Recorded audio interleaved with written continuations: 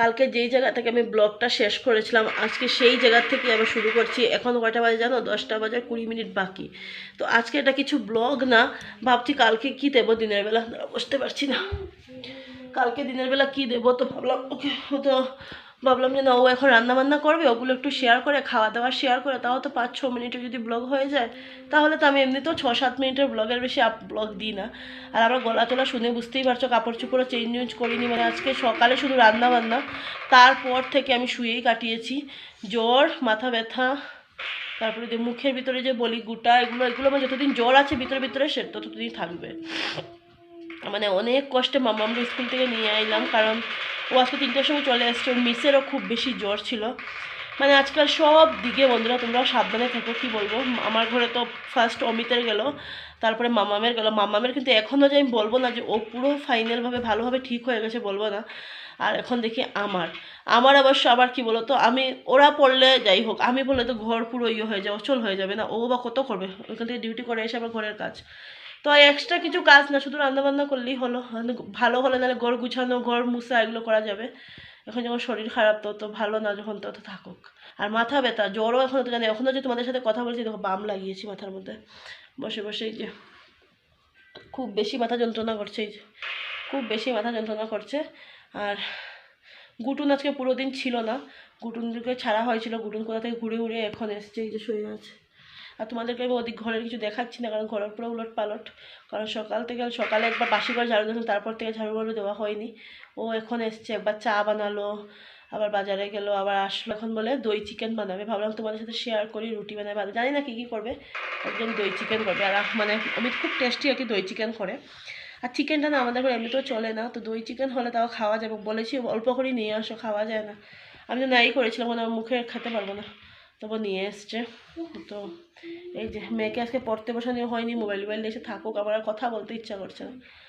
আর তো দেখতে থাকো ব্লগটা। এতটুকুই আজকে একটা মানে কি বলবো, কীরকম একটা হচ্ছে, কি করবো, স্কিপ করে ব্লগটা দেখো।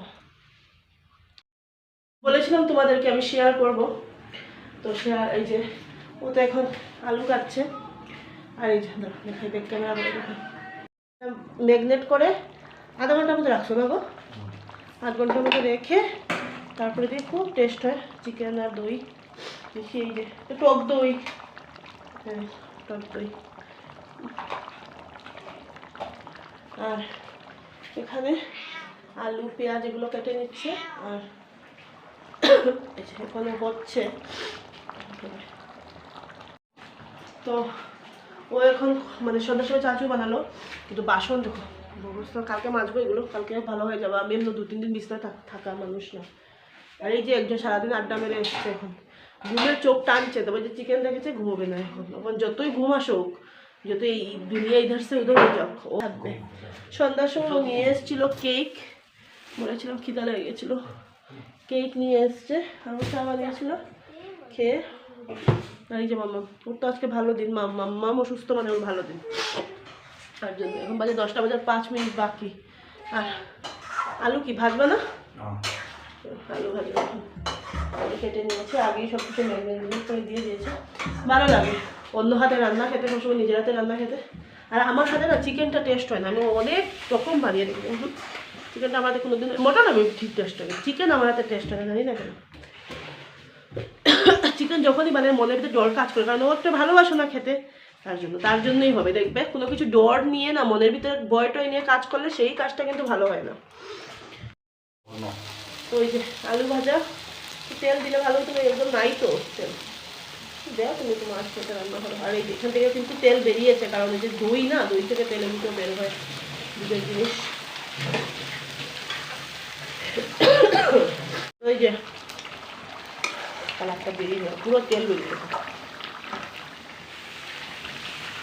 ওই যে চিকেন আরও কষবো বলে না, স্মেলটা না বন্ধুরা বাপ্পা।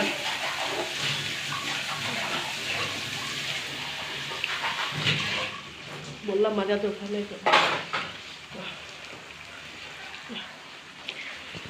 তুই মুখটা স্মাইল করেছেন, রান্না করলে কার স্মাইলে।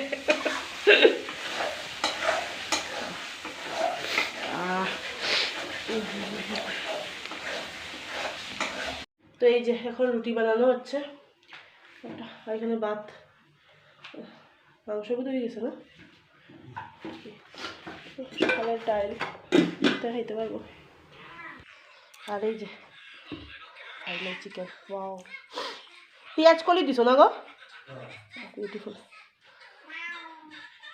বাম্পার খেতে জম্পেশ খাওয়া। রান্নাবান্না কমপ্লিট, আর আমি তো শোয়াই ছিলাম, এই যে একটু ভাত নিচে, কারণ রুটি খেতে ভালো লাগে না, খেতে পারি না, তবে দুটো দিয়েছে একটু ভাত, কারণ এরকম চিকেনের সাথে একটু ভাত ভালো লাগে খেতে। তোমাদেরকে দেখায়, আর মাম্মাম খাচ্ছে এখানে, ও বসবে।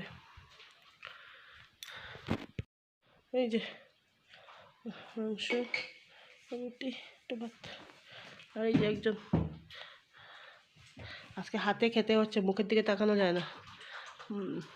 আর ওর পাপা এখনো বসেনি, বসবে। আর একজনের খাওয়া দাওয়া শেষ, জু খাবে আবার।